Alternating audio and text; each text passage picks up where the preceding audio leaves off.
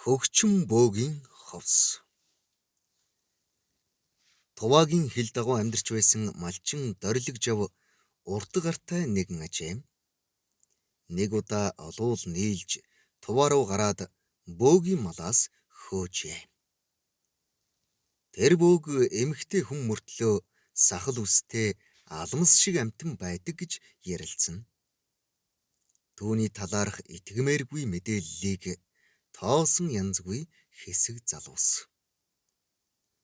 Хөгчим бөөгийн адуу малыг хөөж ирснээс хойш бүлэг хулгайчдын амьдрал өөд гарсангүй.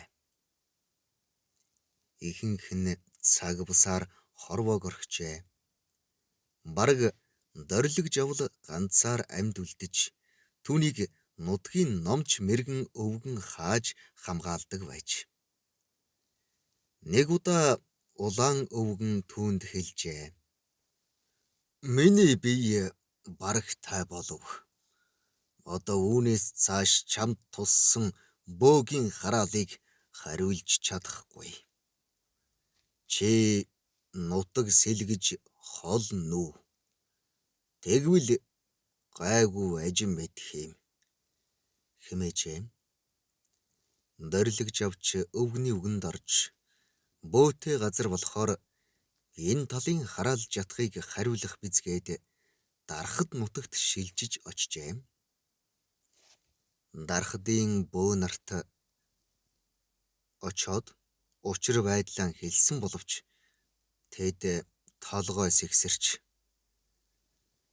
өөрөөс чинь холуур өнгөрөөх арга л бодъё доо гэцгээжээ.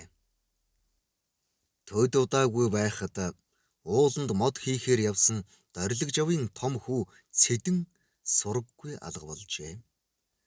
Нохой шувуу эргэх сэг, нойронд үзэгдэх бараа сураггүй алга болсон хүүгийнхээ араас зовсон эцэг дорилог жав асууж сурглаад үр дүнд хүрсэнгүй. Цагдаагийнхан ч ямар нэгэн улмөр олсонгүй гинэ. Тэгээд аргаа барахтаа нөгөө бөө дээрээ очиход хүүгийн чинь бие сүнсийг туваагийн хөгчим бөө хулгайлсан байна. Түүнд чиний хийсэн нүглийг үүрүүлж байгаа юм байна гэсэн итгэхэд бэрх үгийг хэлжээ. Амьдын хорвоод хүний горилго хизээч тасардаггүй болохоор дорилог жав хуучин нутаг руугаан явж хилийн хуучин нэвтэрдэг байсан нууц гармаараа гарчээ. Хөгчим бөөгийн гадаа очиж харвал хүүхэд нь үхэр малын баас цэвэрлэж борь бохисхийлгүй ажиллаж байх юм гинэ. Үнэхээр л боол зарц шиг зүтгэж байгаа хүүгийн хараад дорилог жав тэсэлгүй "Цэдэн миний хүү наашир аав даяр хоёулаа харьяа" гэж орилсон байна. Хүү дорилог жавыг хараад танихгүй байгаа бололтой бүр үзэн ядсан царай гаргаад хөлдөө аргал шидэж хөөжээ. Дорилог жавыг харсаар байхад хүүн дүрээрээ байсан бөгөөд их л зовж шаналсан харагджээ. Цэдэн хүү дорилог жавыг өөртөө ойртуулахгүй хөөсөөр байв. Дорилог жавч яавал яг юул болвол болог гэж бодоод хөгчим бөөгийн гүйн оржээ. Бөө уртаа хулсан ганцаар тамхи нэрэн бодол болон сууж байх юм гинэ. Түүнийг хүн гэхэд бэрхтээ, хүн гөрөөс гэмээр төрхтэй санагдсан байна.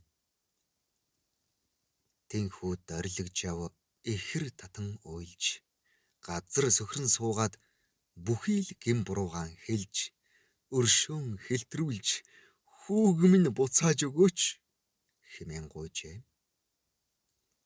Тэр хооронд мал хөрөнгө алд эрдэнэс хүртэл амласан байна.